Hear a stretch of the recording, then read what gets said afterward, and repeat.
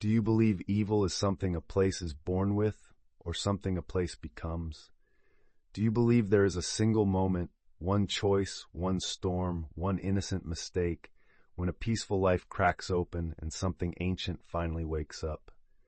Because there are places in this world where darkness did not always live. And if you dig far enough back, you can find the exact moment it was invited in. Tonight, we're going back to that moment. Welcome to Whispers After Dark, where shadows speak and the night listens.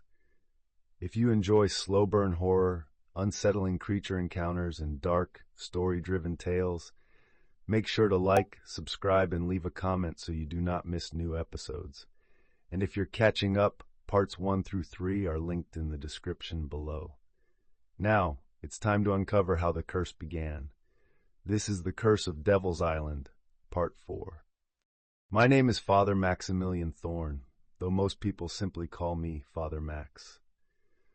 I have served my community for most of my life, burying the dead, praying over the brokenhearted, and standing in quiet rooms where grief hangs so thick it feels like weather.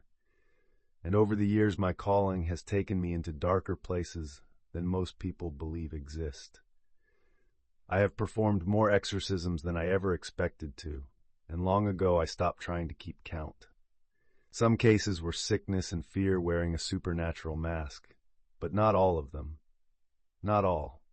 After enough nights spent staring into that kind of darkness, you learn the world has corners that do not belong to reason.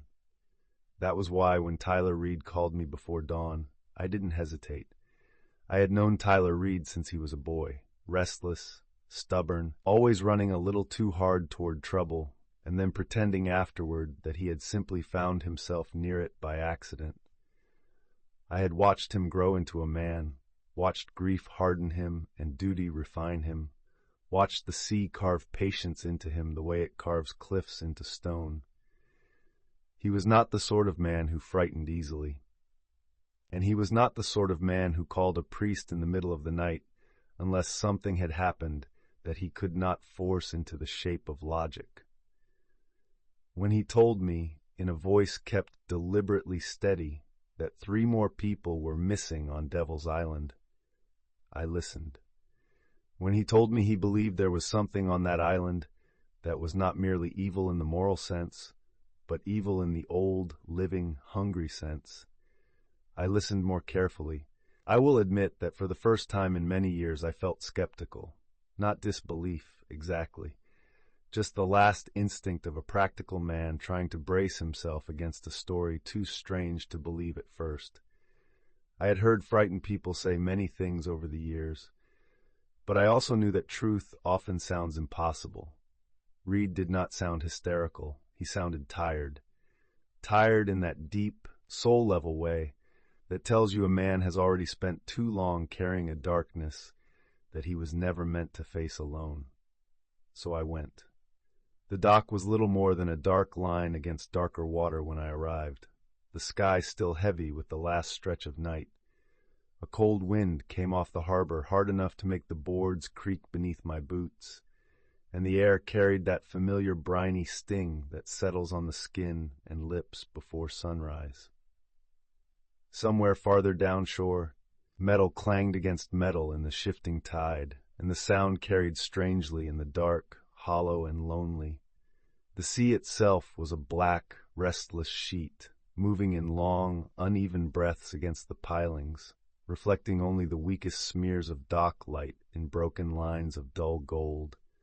I remember standing there with my coat drawn tighter around me, the collar turned up against the wind, and feeling the damp cold of the hour work its way through wool and into bone. Salt gathered on my face in a fine mist, and each gust seemed to bring with it the smell of open water and old timber and something raw beneath both, the smell that comes before dawn when the world is not yet awake enough to comfort you. I had come prepared in the only ways I knew how.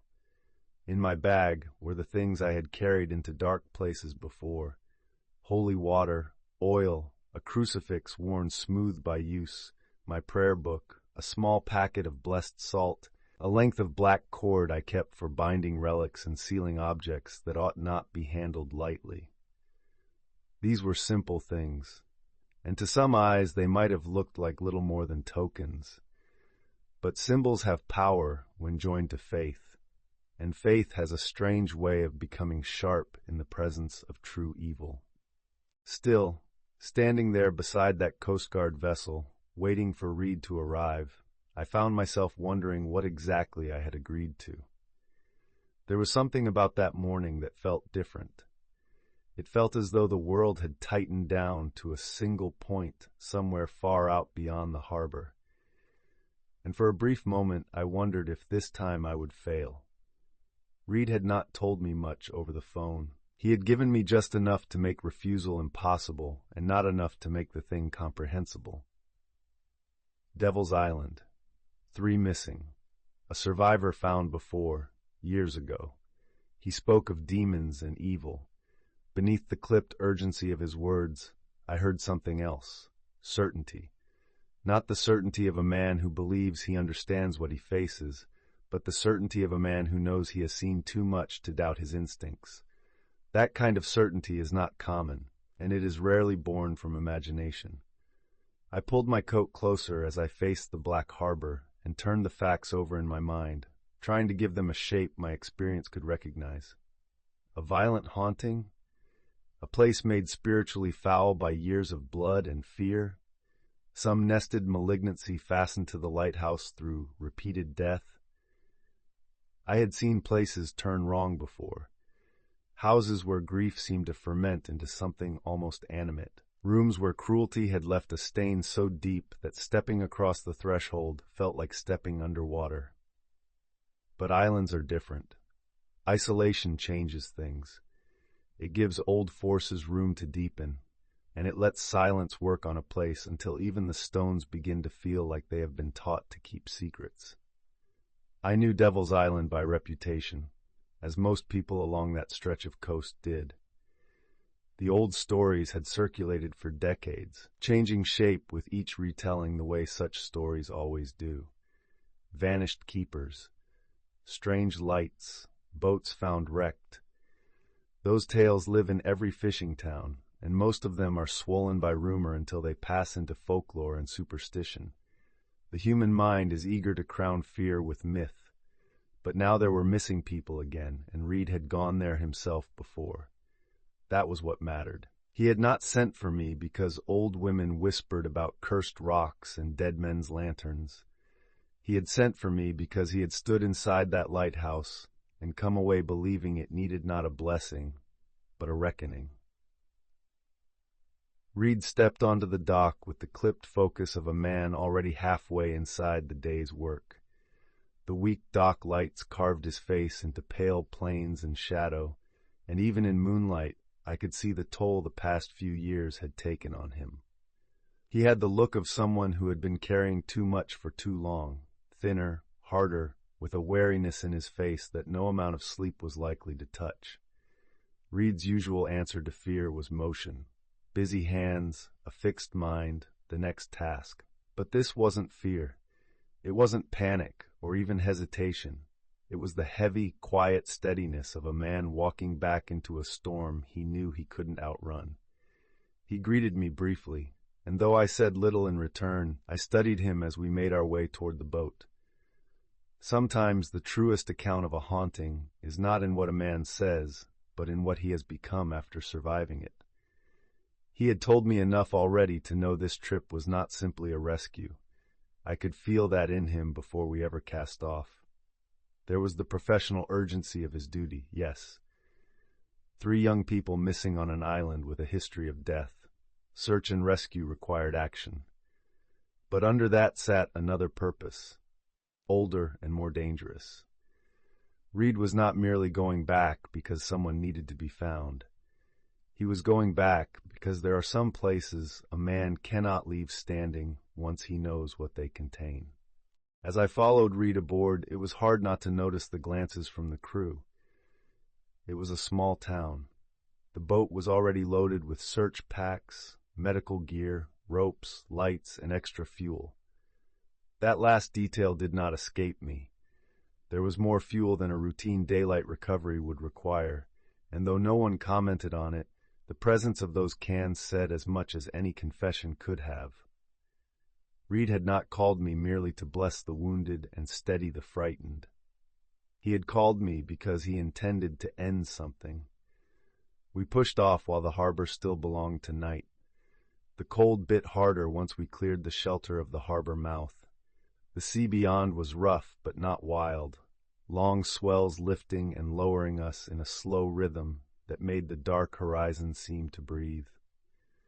I stood near the rail with one hand braced against the metal, feeling salt spray kiss my face in sharp little bursts, watching the black water stretch outward in every direction. The wind moved across the deck like a living thing, carrying the smell of salt water mixed with diesel.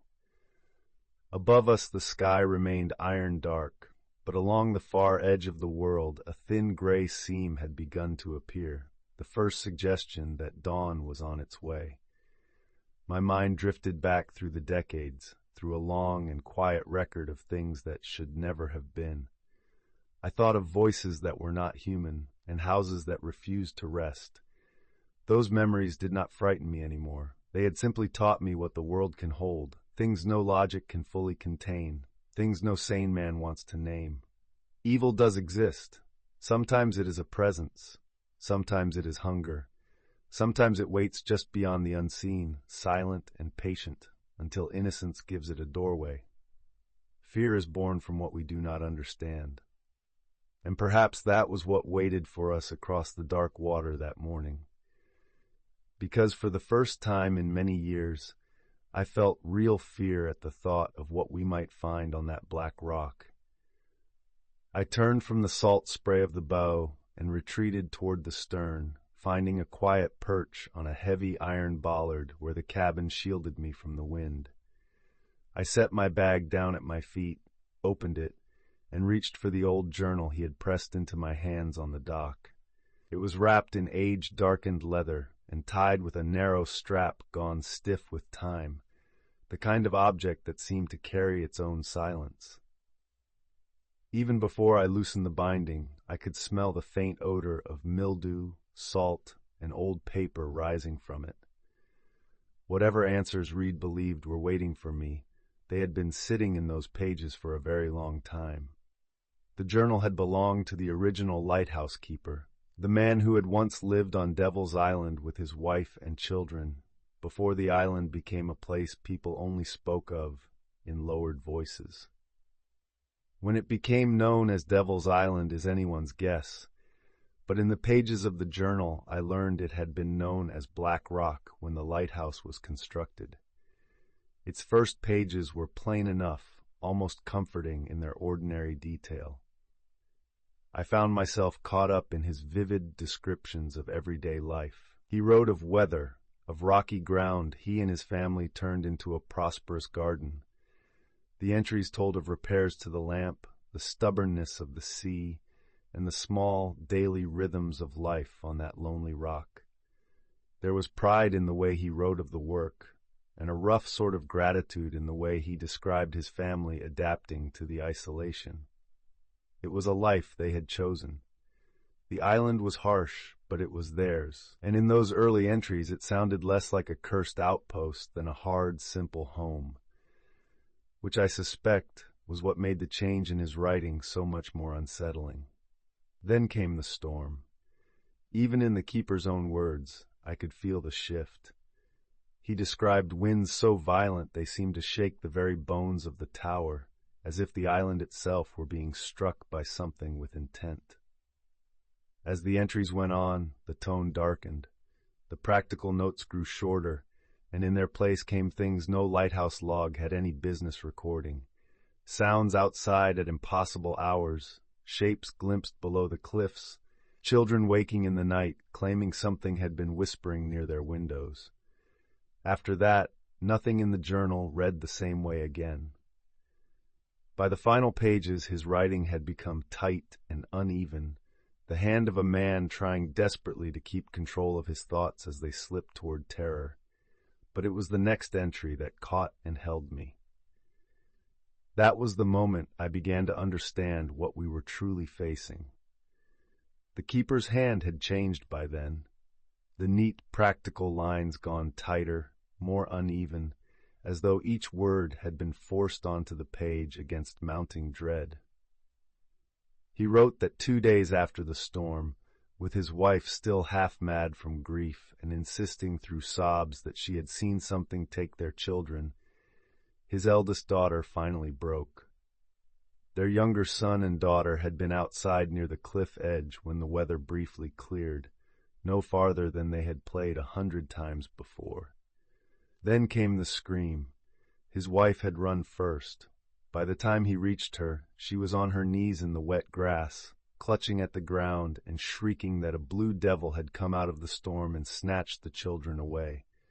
Not men, not waves, not a fall.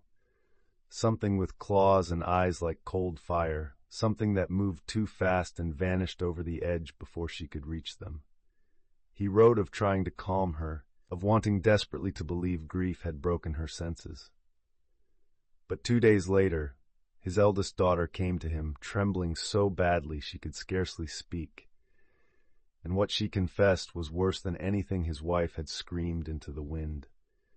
The girl, 16 and old enough to understand guilt when it sank its teeth in, admitted that before the storm she had found something hidden inside her mother's trunk, a trunk that had crossed the ocean years earlier when the family came from Germany, a family piece that had once belonged to her grandmother. She told him she had been searching for clothing and noticed that the lining at the bottom did not sit right. Curious, she tugged it loose and found an old packet of folded parchment hidden beneath the false base, brittle with age and marked with strange symbols she did not understand. At first she thought it no more than some forgotten family relic, something old and odd that had simply been kept and packed away. But the more she looked at it, the more it seemed to draw her in. The keeper wrote that she admitted she had studied the markings in secret, tracing them with her fingertips, copying some of them out in charcoal and scratching others into the wood near her bed because she felt compelled to remember them. She had not meant to summon anything. She had not spoken any curse. She had simply uncovered what had been hidden and given its symbols shape again. And in that moment, reading his words while the dark sea rolled beneath us, I understood what he had not yet fully grasped then. The storm had not created the evil. It had only awakened what had been sleeping. There are old stories in parts of Germany and in the darker corners of Europe beyond it that most modern people dismiss as folklore softened for children, warnings dressed up as fairy tales with monsters and forests and things that steal the unwary from the edge of the firelight. But old stories endure for a reason. Long before they were cleaned and polished into nursery tales, many of them were cautionary by design, carrying some hard kernel of truth inside them. The Church learns this early if it is honest with itself. Superstition can grow wild, yes, but now and then it grows around something real. That was what I was beginning to suspect as I turned those pages. Whatever the family had brought with them from the old country had not been a harmless relic or a bit of ancestral nonsense tucked away and forgotten. It had been hidden for a reason, sealed away, passed down, and left untouched until a curious girl with innocent hands pried up the lining and broke whatever quiet boundary had contained it. And suddenly the blue thing the mother had described no longer sounded like madness born of grief. It sounded like the first clear witness to something ancient being let loose. I turned the page, my pulse beginning to climb despite the cold, and found that the keeper's writing grew more frantic from there. He wrote that his daughter led him to her room and showed him the marks she had made in the floorboards, symbols she had copied without understanding, symbols he now feared had opened a door none of them knew how to close. I could feel the shape of the truth forming before I ever reached the end of the entry. Then, as I shifted the journal in my hands, something inside the back cover moved. It was slight, almost nothing, but enough to catch my attention. I opened the rear binding carefully and found, tucked deep into the loosened inner cover, an aged piece of folded parchment, thin and weathered and darkened by time. My breath caught as I drew it free and unfolded it just enough to see what lay inside. The symbols were there, the same crooked, deliberate markings, the same wrong geometry I would later see in blood around that girl's body in the lighthouse. Even in the weak light before dawn, I felt the evil in it at once, the old foul pressure of something that had no rightful place in our world. I did not study it long. I did not need to. I folded it shut at once and slipped it back where I had found it. But in that brief glance I knew. This was what the daughter had uncovered. This was the thing that had crossed the ocean, hidden among family belongings, waiting in silence. And the storm that struck Devil's Island that night had not been the source of the curse. It had been the catalyst, the moment the door finally opened, and whatever had been sleeping there woke up. I was lost in my own thoughts when I felt Reed's hand on my shoulder. I put the journal back into my bag and followed him up to the bow. In the distance, the lighthouse rose from the black rock surrounded by crashing waves. Reed ordered the helmsman to hold us offshore while the sun finished climbing. He would not let the boat close the final distance until full daylight had broken over the water. The evil that waited for us on the island inhabited the darkness, and he had no intention of landing before the sun hit the rocky shore. So we waited. The crew fell quiet in that peculiar way men do when they sense a threshold approaching. The engine idled low beneath our feet. Gulls were absent. Even the sea seemed to pull its noise inward, as if the water itself preferred not to disturb what waited on shore. It was there, just off the coast, with the first real gold of sunrise touching the upper stones of the lighthouse, that I felt it. Not fear, not yet. Something subtler and older, a pressure almost, a faint inward pull, like the sensation of standing near a cellar door you know should remain shut. From the water, the island still looked still, almost innocent in the growing light, but the air around it had a quality I had encountered only in certain places, a spiritual heaviness that does not belong to nature alone. The land seemed to hold itself too tightly. The tower above the ridge felt less like a ruined structure than like a fixed point around which some other unseen structure had been built. I remember resting my gloved hand more firmly on the rail and telling myself not to lend every unease the dignity of revelation. But I also remember, with equal clarity, the certainty that whatever waited there had roots. This was not a passing disturbance. It had dwelt on that island for a very long time. When at last the sun cleared the horizon fully, Reed gave the order to move in. The boat angled toward the landing, cutting through the cold water in a measured line. As we drew nearer, more details came into view. Rock slick with spray, grass bent flat by constant wind, the wrecked shape of another boat ruined along the shore where earlier wreckage already lay. Even before we made landfall, I saw enough to know that what had taken the missing had done so with violence. There was damage there that no simple accident explained. The closer we came, the more that inward pressure strengthened. Still, I said nothing. Priests are sometimes mistaken for men who always know what they are sensing. The truth is less flattering. Often we only know that the air has changed. The men began unloading gear with the brisk efficiency of people who prefer action to thought. I stepped toward the edge and looked up the path climbing toward the lighthouse. From below, the tower loomed larger than it had from the water, dark and weather-stained, the windows black. It stood against the brightening sky like a wound that the island had grown around rather than healed.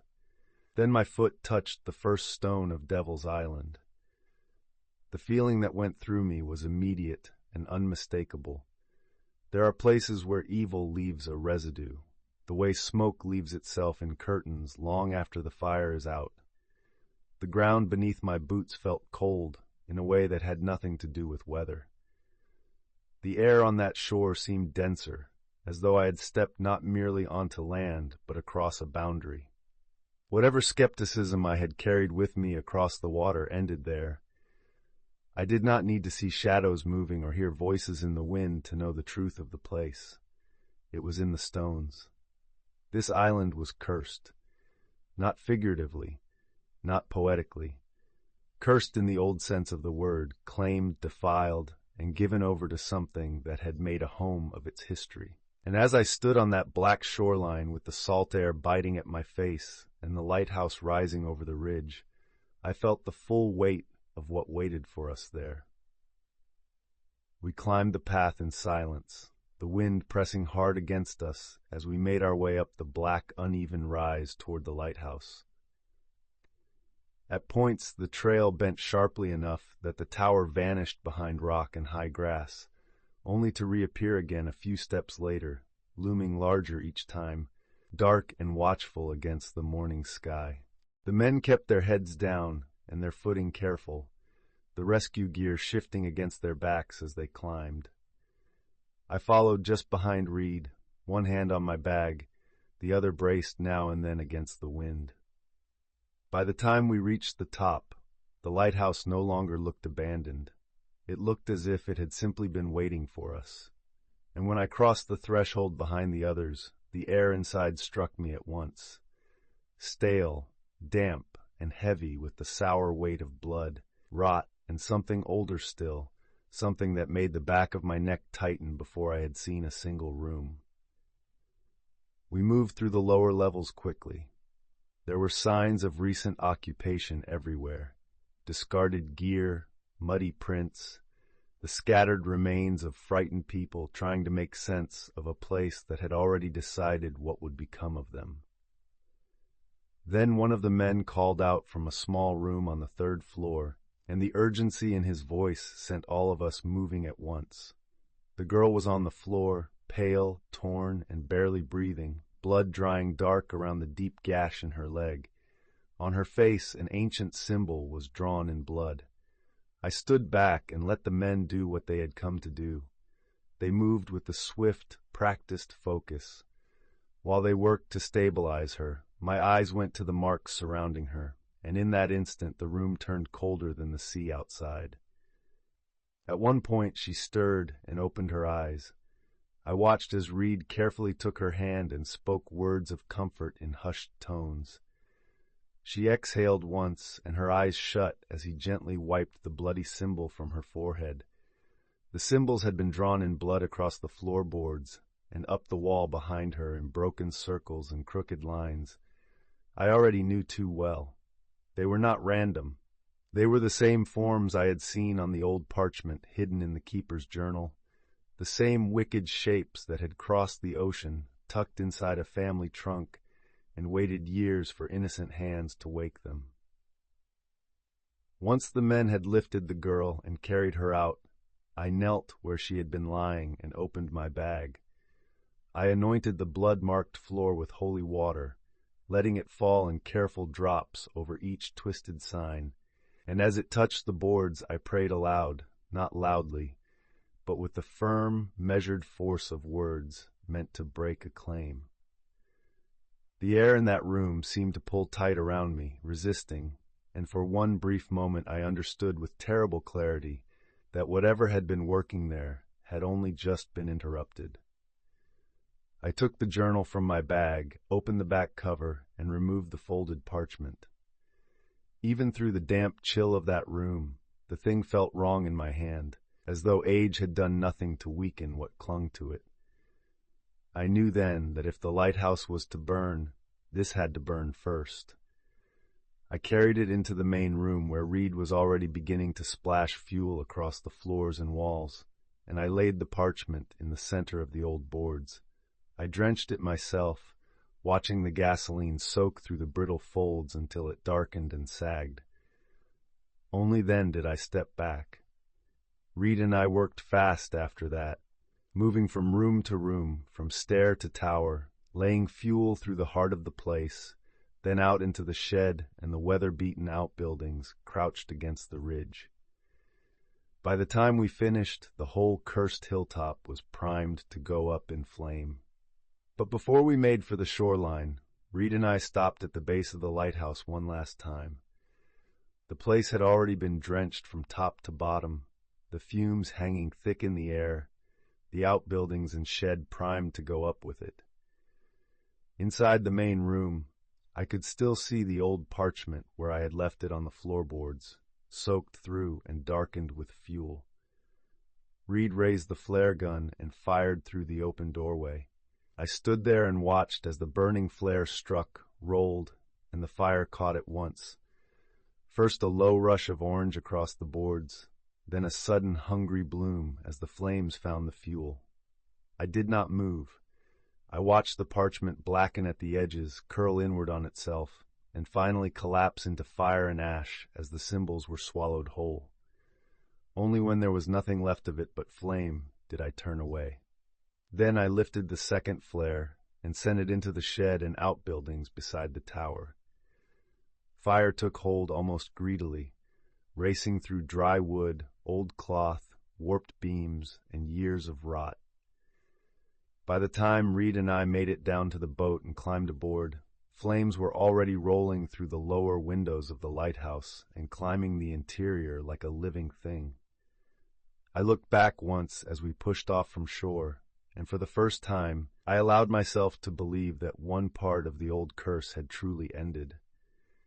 As the boat pulled away, the lighthouse rose behind us like a torch set against the morning sky, the tower engulfed from base to lantern room, the outbuildings collapsing one by one into the fire. The girl was the only living soul we brought back from that island. No others were found.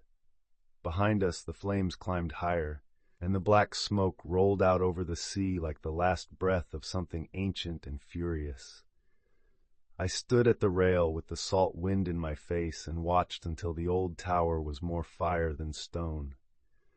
Whatever had been awakened there had fed on that place for generations.